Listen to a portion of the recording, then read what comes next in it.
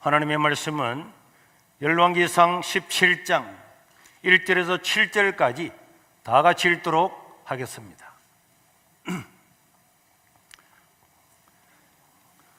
예배 시간에는 다른 데서 그 방송국들에 다 나가도록 그렇게 하고, 성경 읽을 때까지만 하고요. 길르앗에 우거하는 자 중에 디셉 사람 엘리야가 아합에게 말하되, 내가 섬기는 이스라엘의 하나님 여호와께서 살아계심을 두고 맹세하노니 내 말이 없으면 수년 동안 비도 있을 도 있지 아니하리라 하니라. 여호와의 말씀이 엘리야에게 임하여 이르시되, 너는 여기서 떠나 동쪽으로 가서 요단 앞 그리 시내가에 숨고 그 시내물을 마시라. 내가 까마귀들에게 명령하여 거기서 너를 먹이게 하리라. 그가 여호와의 말씀과 같이 하여 곧 가서 요단 앞 그리 시내가에 머물매 까마귀들이 아침에도 떡과 고기를 저녁에도 떡과 고기를 가져왔고 그가 시내물을 맞았으나 땅에 비가 내리지 아니하므로 얼마 후에 그 시내가 마르니라. 아멘.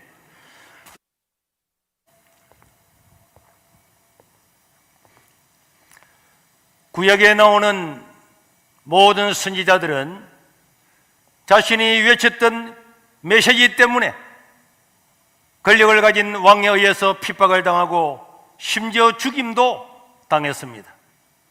이사야가 그랬고 예레미야가 그랬고 세례 요한이 자기들이 외쳤던 하나님의 말씀 때문에 순교하게 되었습니다. 그러나 그들은 죽음을 불사하고 하나님께서 전하라고 하신 그 말씀을 가감없이 전하게 되었습니다. 하나님의 말씀을 전해야 될 선지자가 세상이 두려워서 왕이 무서워서 하나님의 말씀을 전하지 않는다면 그거는 직무유기에 해당할 것입니다.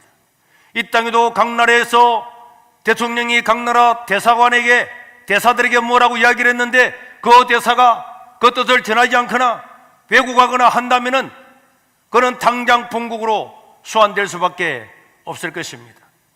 오늘 본문에는 엘리야라고 하는 위대한 하나님의 종이 나옵니다. 선지자가 나옵니다. 이스라엘 왕 아합은 시돈 왕의 딸 이세벨을 아내로 삼았는데 그녀는 바알과 아세라를 지극히 섬기는 우상숭배주의자였습니다. 그가 아합의 아내가 되고 난 다음에 아합을 깨워서 온 이스라엘 나라에 우상을 퍼뜨리고 점점 그것이 지나고 나자 이제는 하나님의 선지자들을 핍박하다가 그것도 모자라서 사람들을 죽이고 선지자들을 멸살하기에 이르렀습니다.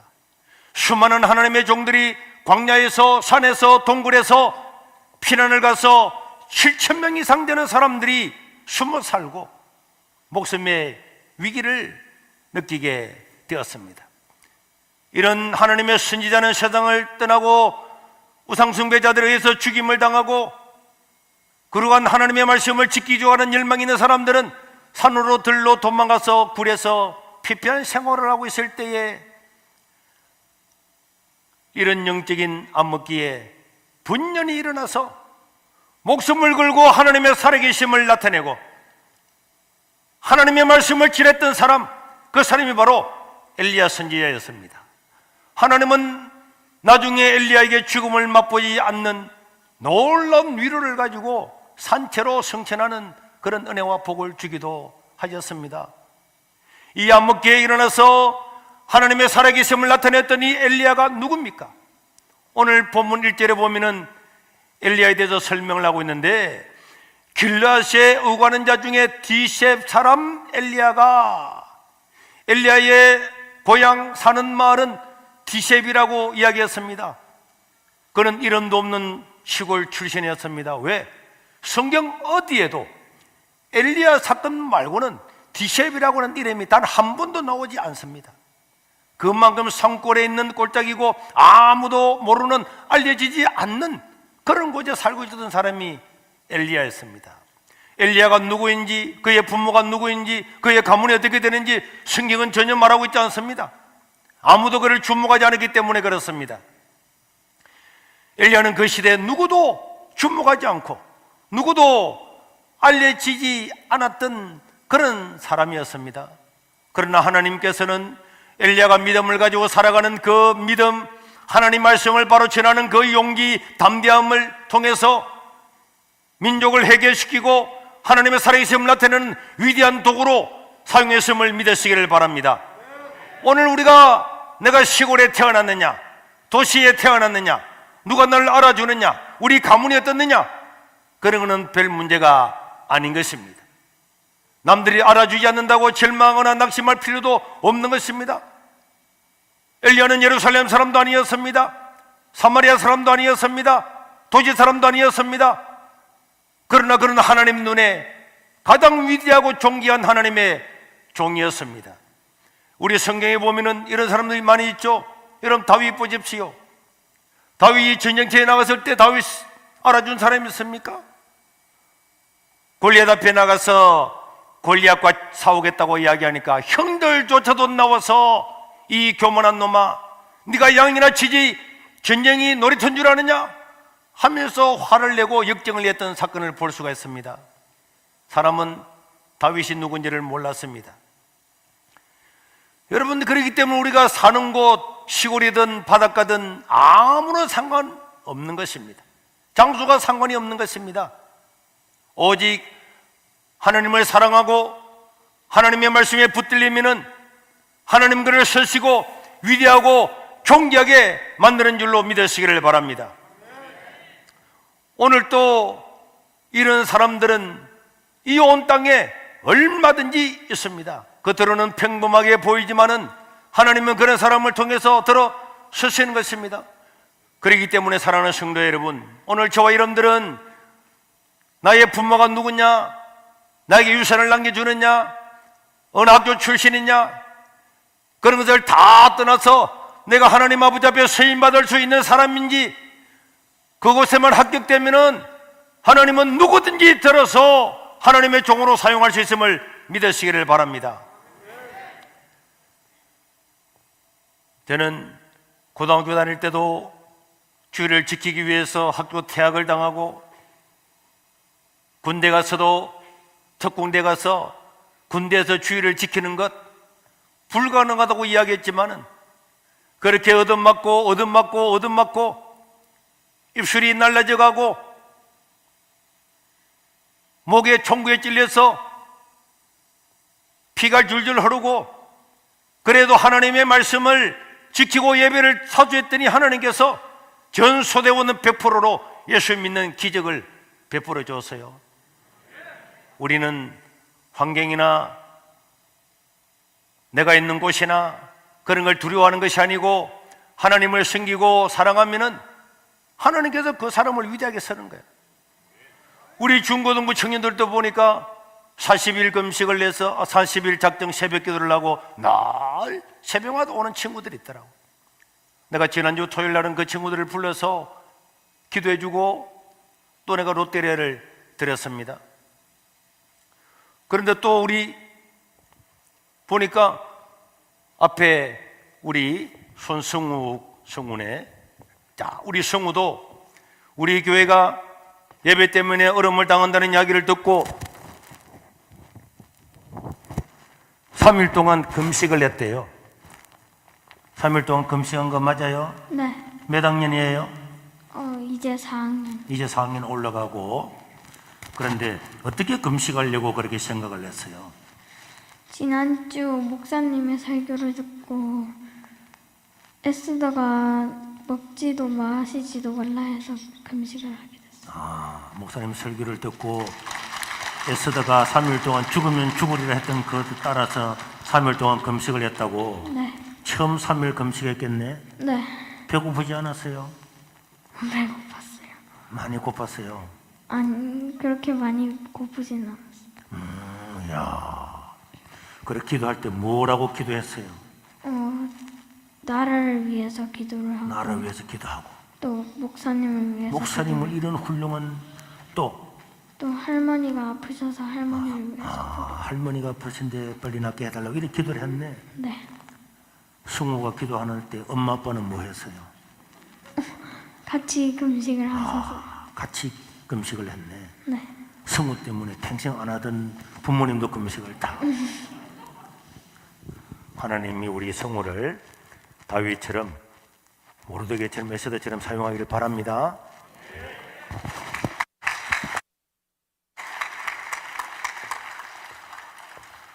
우리 하나님께서 어린아이를 통해서도 역사하시고요, 저런 경험들을 통해서 하나님께서 위대한 일을 이루게 하시는 겁니다. 엘리야는 어떤 사람이었습니까? 작은 일에 충성함으로 하나님께 쓰임받았던 사람이었죠. 엘리야가 오늘 아합 왕한테 가서 외치기 전에는 엘리야가 누군지를 아무도 몰랐습니다. 엘리야는 그 이전까지는 무엇을 하고 살았을까요? 성경에는 어떤 기록도 없습니다. 그러나 하나님이 쓰신 것과 엘리야 자기 자신의 간증을 들어보면은 우리는 엘리야가 어떤 사람인가를 충분히 유추할 수가 있는데요, 먼저 우리가 1절을 먼저 다시 한번 보겠습니다. 1절 보면은 길르앗에 우거하는 자 중에 디셉 사람 엘리야가 아합에게 말하되 내가 섬기는 이스라엘의 하나님 여호와께서 살아계심을 두고 맹세하노니 내 말이 없으면 수년 동안 비도 있을도 있지 아니하리라. 왕 앞에 나가서 어마어마한 선포를 하기 전에 이 엘리야가 누군지 무엇을 하고 살았는지는 알 수가 없지만은, 그러나 엘리야의 삶에 대해서 충분히 알 수 있는 하나님의 말씀이 있습니다. 열왕기상 19장 10절에 보면은 그가 대답하되 내가 만군의 하나님 여호와께 열심히 어떻게 했다고요? 유별하오니 이는 이스라엘 자손이 주의 언약을 버리고 주의 계단을 헐며 칼로 주의 선지자들을 죽였음이며 오직 나만 남았거늘 그들이 내 생명을 찾아 빼앗으려 하나이다. 이 말씀 또 14절에도 보면은 동일하게 있습니다.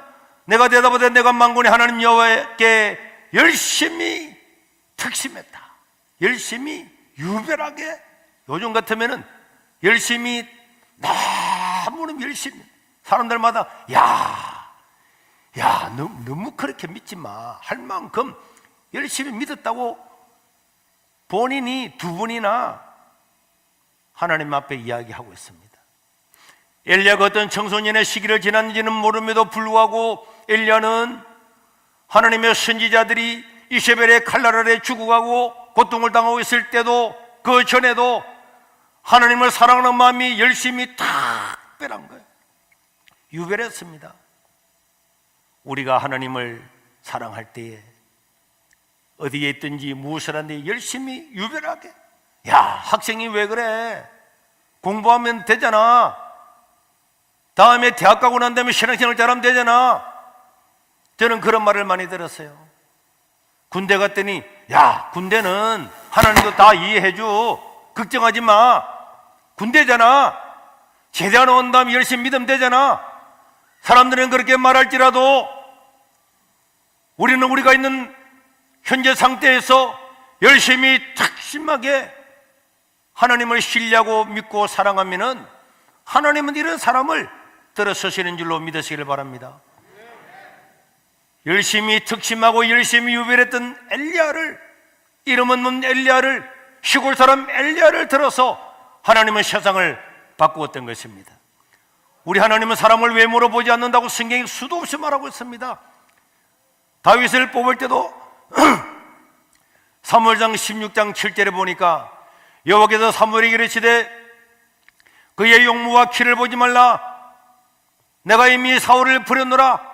내가 부른 것은 사람과 같지 아니하니 사람은 외모를 보거니와 여호와는 중심을 보느니라. 믿으시길 바랍니다. 사람들은 외모를 따라 판단하고 어디에 사는가 따라 판단하고 어느 대학을 나왔는가, 그의 가문이 누군가를 바라보지만은 하나님은 언제나 그 마음에 누가 하나님을 사랑하는가, 누가 전심으로 하나님을 향하는가, 그것을 바라보는 줄로 믿으시기를 바랍니다. 역대하 16장 9절에 보면은 우리 하나님께서 뭐라고 말씀했습니까? 하나님은 온 땅을 두루 감싸라사 전심으로 자기에게 향하는 자들을 위하여 능력을 베푸시나니 믿으시길 바랍니다. 하나님은 지금도 온 땅을 두루두루 살피십니다. 인공위성을 통해서 저 산골짜기에 바닷가에 있는 아주 미세한 것도 다 잡아내는 것처럼 우리 하나님은 온 땅에 불같은 눈으로 두루두루 살피면서 그 사람이 시골에 있던 바닷가에 있던 산속에 있던 도시에 있던 어느 누추한 곳에 있던 하나님을 사랑하는 자, 하나님께 전심으로 향하는 자에게는 능력을 베풀어서 서는 줄로 믿으시기를 바랍니다. 이게 하나님의 말씀이에요. 그래서 엘리야는 세상에 드러나기 이전부터 이미 하나님 아버지 앞에 헌신된 사람이었습니다. 오늘 우리 성우처럼 우리 중등부, 고등부, 윤여 오늘 이 자리에 참석한 모든 분들처럼 어릴 때부터 하나님을 사랑하고 살아가는 사람은 하나님께서 그를 보시고 능력을 베푸실 거예요. 지금은 능력이 없고 지금은 많이 배우지 못하고 지금은 시골 사람이고 그러지만은 하나님이 능력을 주시면은 하나님께서 능력을 주시면은 그 사람은 하나님 일을 할 수 있는 놀라운 하나님의 사람이 될 줄로 믿습니다. 그들 믿으시기를 바랍니다. 하나님은 그 일을 능히 행할 수가 있는 것입니다. 여러분 다윗이나 다니엘이나 다니엘의 세 친구나 모르드게나 느헤미야나 우리 성경에 나오는 모든 사람을 다 보십시오. 어릴 때부터 젊을 때부터 아무도 알아주지 않는 포로 생활에도 신앙을 지키고 믿음을 지킨 사람들은 하나님께서 세상이 감당치 못하는 사람들로 삼아주신 줄로 믿으시기를 바랍니다. 그래도 우리 하나님은 이런 사람을 찾는 거예요. 제가 다윗을 보면은 언제나 가슴이 뚫리잖아요. 다윗은 전쟁터에 나가서 꼼짝하지 못하는 벌벌 떨고 있는 그 이스라엘 군대를 바라보면서 그는 외쳤습니다. 내가 나가서 저놈의 목을 쳐서 하나님이 살아계심을 보여주겠노라고. 형들도 잡았습니다. 사울 왕조차도 너는 안 된다고 이야기했습니다. 그때 다윗이 뭐라 그랬습니까? 내가 어찌 이유가 없겠습니까? 이유가 있다는 거예요. 골리앗 앞에서 조롱당하는 하나님의 이름이 모욕을 당하는데 청소년 다윗이었지만 하나님의 이름이 모욕을 당하는데 내가 아무 이유가 없단 말입니까? 청소년이지만 하나님을 사랑하는 마음, 불같은 마음을 가지고 골리앗 앞에 나갈 이유를 찾았던 것입니다. 그래서 하나님은 다윗을 통해서 골리앗을 죽이고 이스라엘 왕이 되었죠.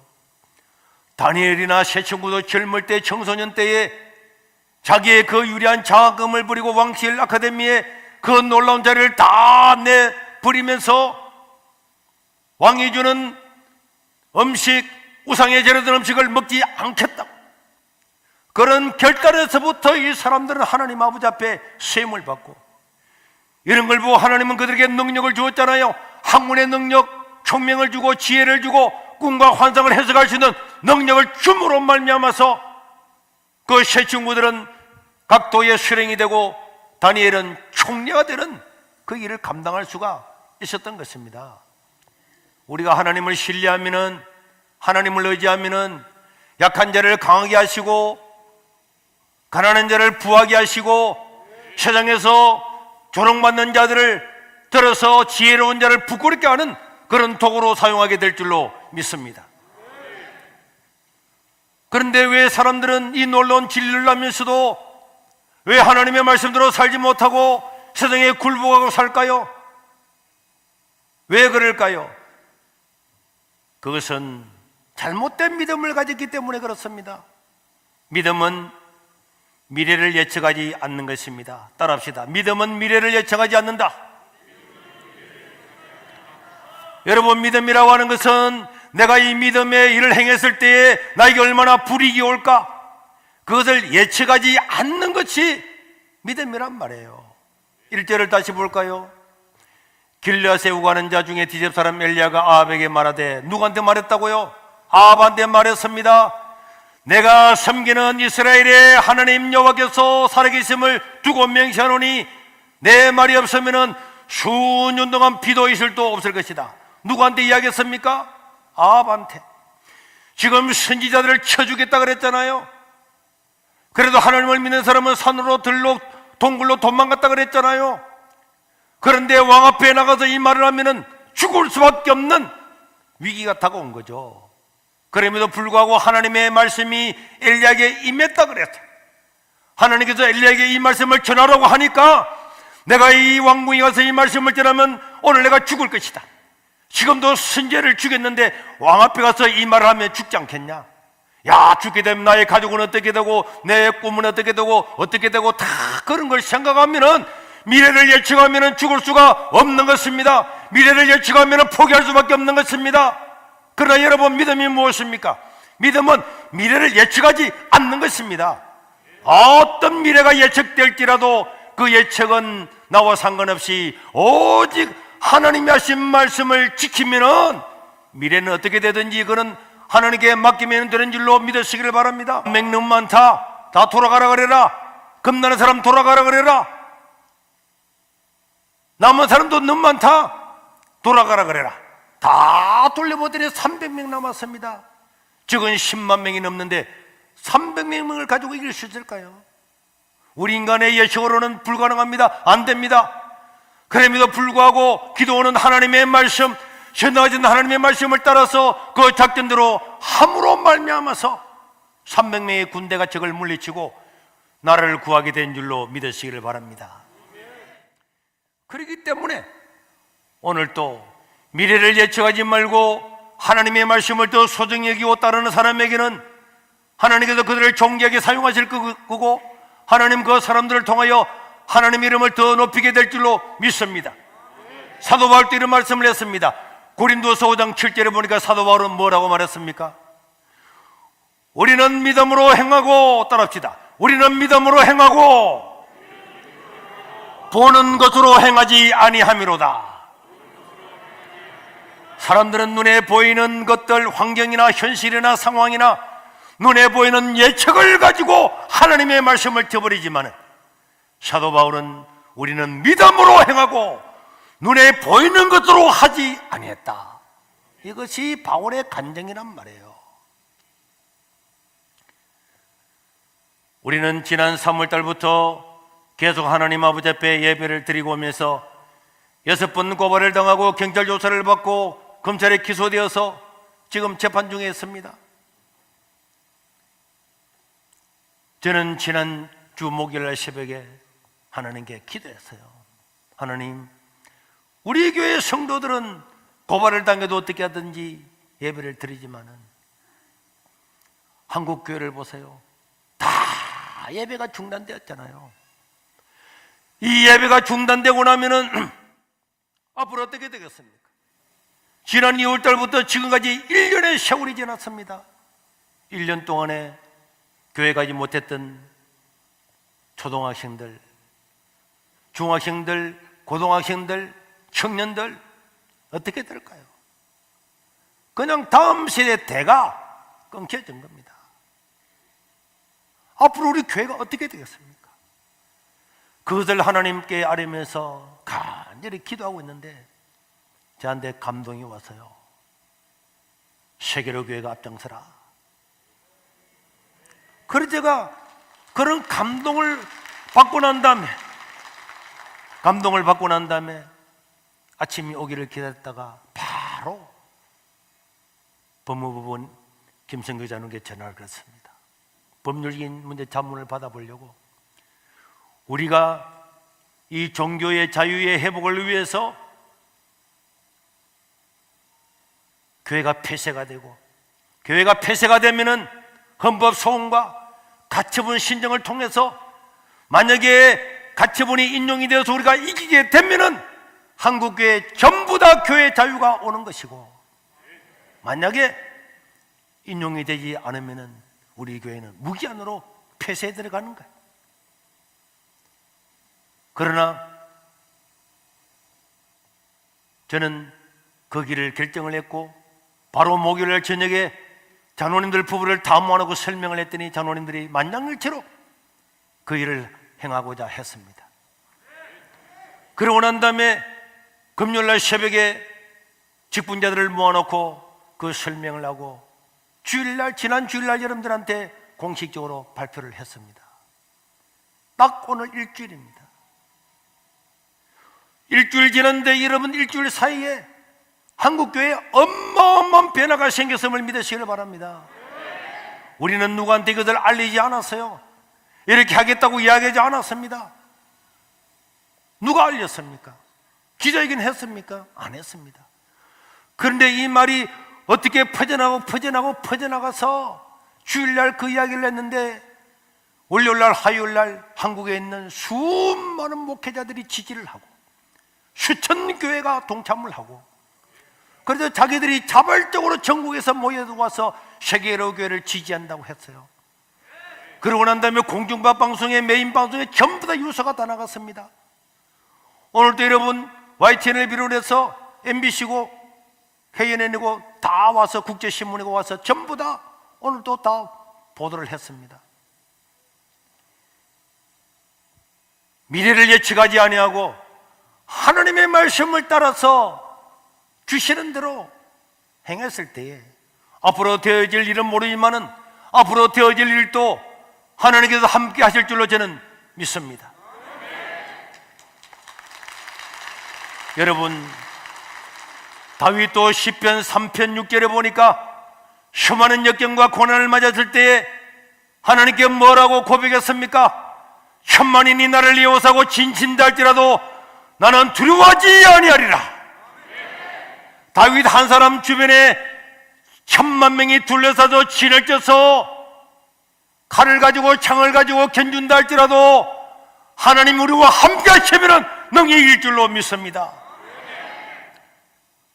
오늘 주일 예배를 드리고 나면 내일 교회가 폐쇄될 겁니다. 오늘 공문이 와서 그렇게 이야기를 했어요. 우리가 만약에 소송에서 지게 되면은 무기한 폐쇄되기 때문에 언제 우리는 다시 이 자리에서 앉아서 예배드릴지는 아무도 모릅니다. 그러나 여러분, 직분자 여러분들한테 부탁합니다. 구역장 여러분들한테 부탁합니다. 이번 주 우리 교회가 폐쇄되면은 우리는 즉각적으로 카타콤 예배로 전환됩니다.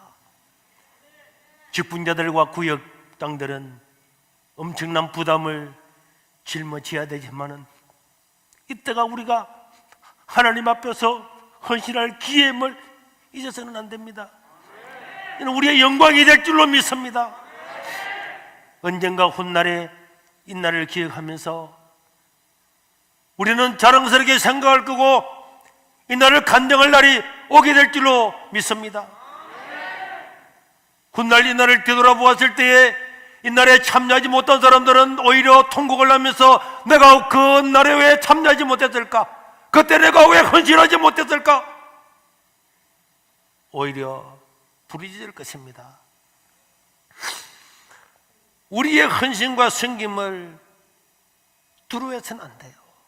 하나님이 우리 각 구역에 10명씩 20명씩 예수님께서 우리에게 양떼를 맡겼는데 교회가 폐쇄되어서 이 자리에 모이는 그날까지 예수님께서 나에게 맡겨주신 양떼들을 지금보다 더 잘 돌보아서 다시 만날 때는 10명 모이는 구역은 20명이 되고 20명이 모이는 구역은 40명을 더 만들어서 이 자리에 참여할 수 있기를 바랍니다.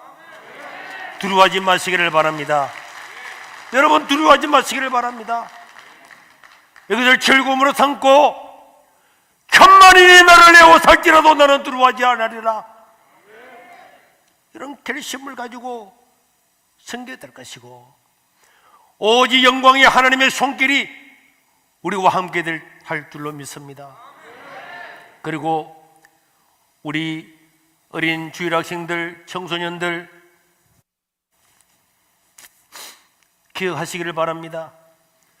지금 우리 시대가 지나고 난 다음에 앞으로 10년, 20년, 30년이 지나면은 우리가 하나님을 믿는 환경은 더 척박하게 될 겁니다. 정말 그때는 예수 믿는 것이 너무나 어려울 겁니다. 그러나 여러분들은 기억해야 됩니다. 우리가 어떻게 예배를 사수해 왔는지, 어떻게 하나님을 찬양하고 예배했는지를 기억하고 여러분들이 그것을 준수해 나가야 될 줄로 믿습니다. 내일 새벽이, 오늘 오후 예배, 내일 새벽이 모여서 예배 드리는 것은 일단은 마지막이고, 그동안에 언제 우리가 다시 회복해서 이 자리에 모여서 예배할지는 모르지만은 그날이 오기까지 더 하나님을 사랑하고 더 믿음을 지켜서 이 고난의 때에, 어려울 때에 날 위해 십자가에 돌아가셨던 그 주님, 그분은 날 위해 십자가도 치셨는데 나에게 맡겨준 양떼들을 최선을 다해서 사랑으로 돌봄으로 살아가는 여러분들의 일생에 최고의 날들이 될 수 있기를 주의 이름으로 축원합니다. 비바람이 앞길을 막아도 나는 가리, 주의 길을 가리. 눈보라가 앞길을 가려도 나는 가리, 주의 길을 가리. 이 길은 영광의 길, 이 길은 승리의 길. 나를 구원하신 주님의 십자가 지고 가신 길, 나는 가리라. 주의 길을 가리라. 주님 발자취 따라 나는 가리라. 우리 다 같이 이 찬송을 1절을 부르겠습니다. 그러면서 우리 직분자들, 구역장 여러분, 비바람이 앞길을 막아도 언제 다시 모여서 이 자리에 예배드릴 날이 올지는 모르지만 그날이 오기까지 우리는 또 이 법원에서 가치분 신청을 인용을 받아서 우리 세계로교회뿐만 아니라 예배드리지 못하는 대한민국의 모든 교회가 하나님을 찬양하고 예배하는 날이 오기까지 담대하게 길을 가고 담대하게 오히려 복음을 전함으로 말미암아서 하나님을 예배하고 찬양하는 저희들이 되어야 되겠습니다.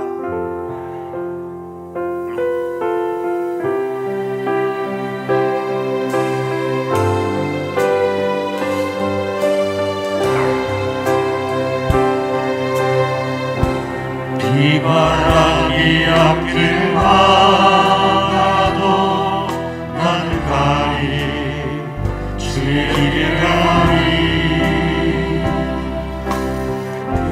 눈보라가 앞길 가려도 나는 가리, 주의 길을 가리.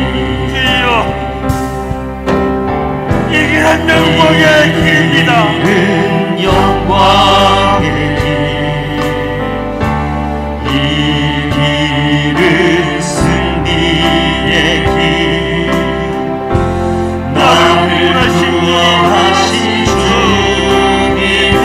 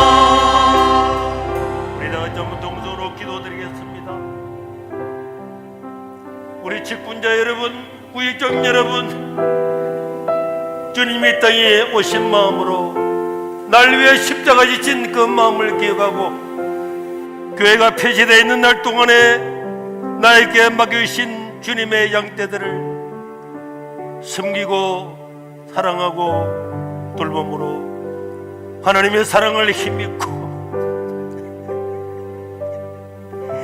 우리 하나님께서 우리를 얼마나 사랑하셨는가를 기억하고 이 예배의 회복이 우리 한교회를 통하여 이 땅 가운데 일어나도록 기도해야 됩니다. 주여 부르고 통성으로 기도하겠습니다. 주여!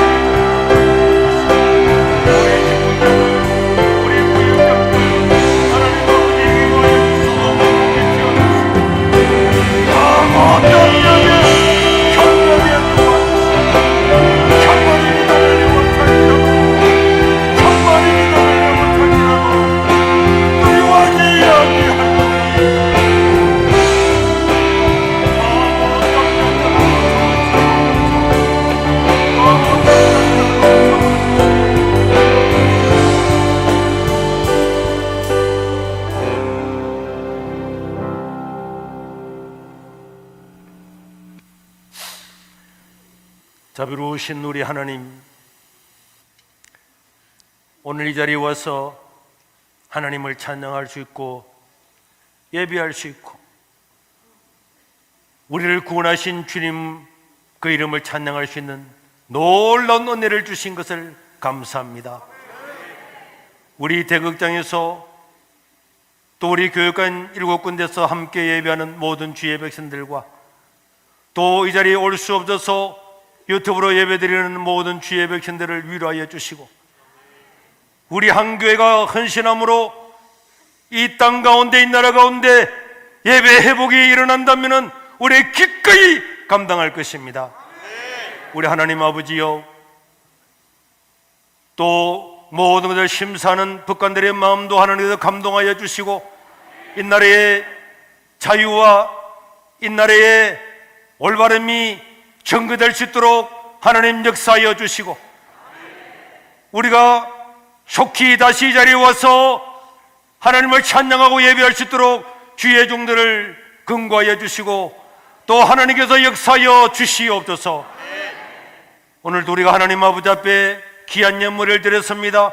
이 물질이 서해지는 모든 곳에 그리스도의 피 묻은 복음이 증거되게 도와주시고 또 이 어른 중에도 하나님 아버지 앞에 믿음으로 드린 이 예물 위에 그들의 손길 위에 하나님 축복하여 주셔서 그들의 생업과 산업과 가족과 자녀들을 복입해 주시고 하나님께서 필요한 모든 것들을 공급하여 주시옵소서.